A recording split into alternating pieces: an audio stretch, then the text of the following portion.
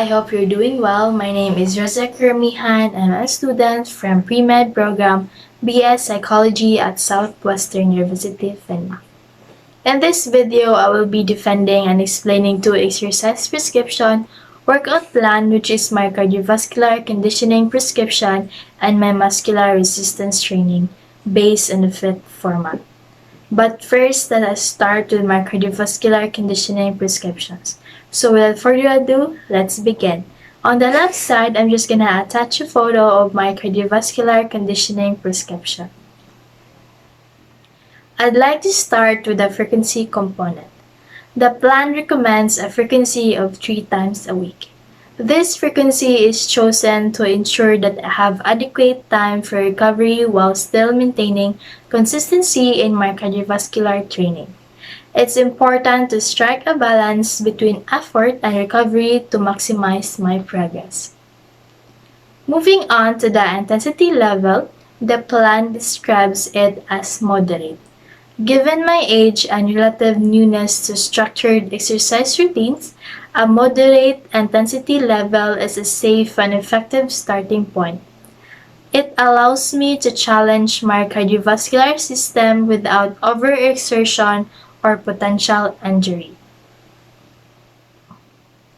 Now, let me explain the process of calculating the target heart rate or the THR for both the high and low intensity intervals, which is crucial in tailoring the workout to my specific needs. Target heart rate or THR for high interval. The THR for the high interval is calculated using the heart rate reserve HRR formula. 220 minus H minus resting heart rate multiplied by percent intensity plus resting heart rate. Here's how it works. Since my age is 19 and my resting heart rate is 85 beats per minute, I simply subtract my age and resting heart rate from 220. So it's 220 minus 19 minus 85. After getting the answer of 116, I multiply this result by the percentage of intensity, which is 76% converted into decimal. I get 0.76. Finally, I add my resting heart rate back to the equation to get the THR for the high intensity interval. So the calculation is 220 minus 19 minus 85 multiplied by 0.76 plus 85, which equals to 173 beats per minute.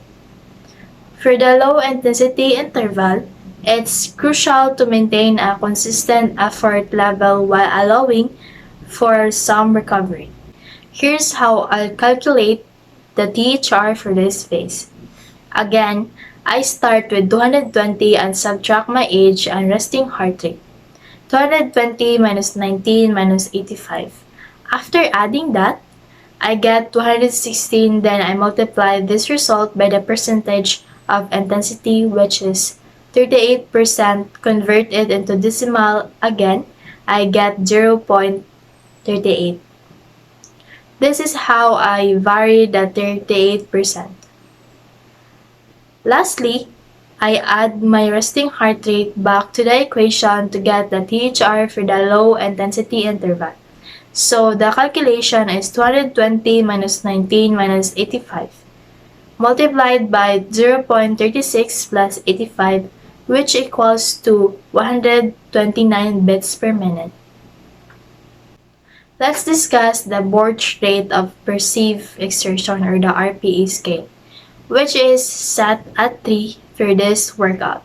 This means that I should perceive my effort as moderate, perfectly aligning with the chosen intensity level.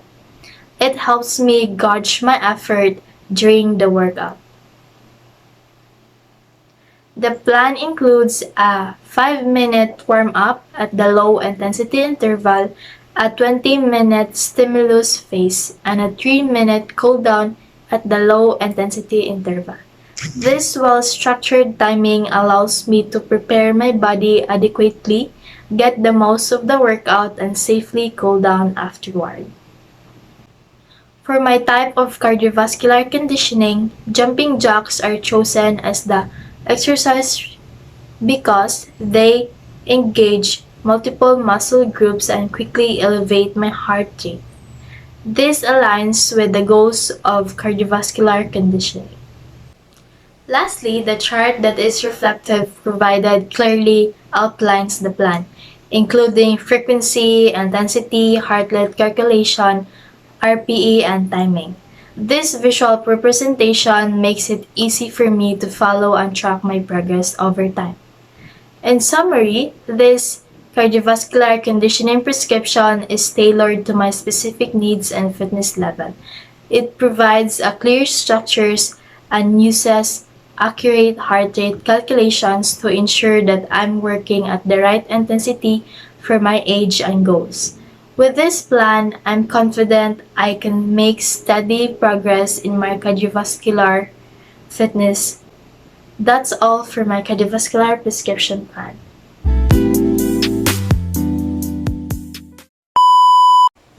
In this second part of my exercise prescription plan, I'd like to delve into the muscular resistance training component, which focuses on increasing strength, improving endurance, and enhancing muscle flexibility. For starters, let's talk about the volume and frequency. The plan recommends a moderate volume and a frequency of 3 times a week for muscular resistance training. Why did I choose this? Well, a moderate volume is like finding the sweet spot. It's enough to challenge my muscles and promote growth without overdoing it. This way, I can target various muscle groups effectively during each sessions without the risk of overtraining. The frequency of 3 times a week offers a balance. It allows my muscles enough time to recover between sessions and gives room for gradual improvement. It fits well with my overall fitness goals and complements other aspects of my training. Moving on to session duration, it's set at 16 minutes, including warm-up and cool-down. Why?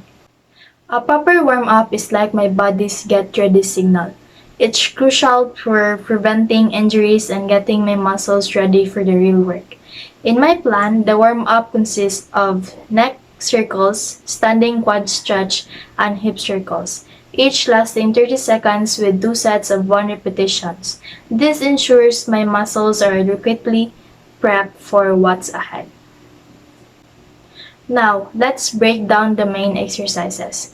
There are squats, leg raise, plank, Russian twist, hips and dips plank, and wall sits.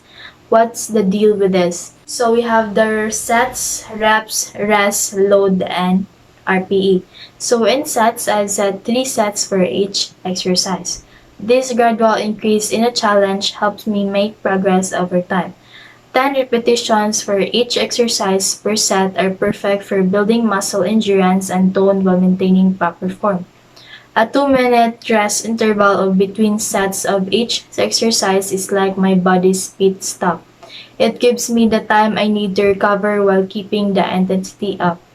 The load for each exercise is set at 33% of my 1 repetition maximum or 1 RM. This percentage is carefully chosen so I can complete 10 reps per set with good form, working on both strength and endurance. RPE or the rate of perceived exertion varies. For the Russian twist, I give it a rate of 4 because it's a bit more challenging due to the twisting motion. For the others, it's 3 indicating a moderate level of effort. This helps me gauge how hard I'm working, making sure I'm not overdoing it. Finally, the cool down and stretching phase is equally important. It helps reduce muscle soreness, improve flexibility, and promote relaxation.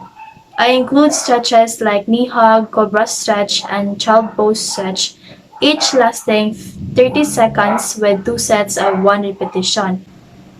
These stretches target various muscle groups and provide a soothing end to the training session, aiding recovery and flexibility. In summary, this muscular resistance training plan is carefully crafted to help me reach my goals effectively and safely.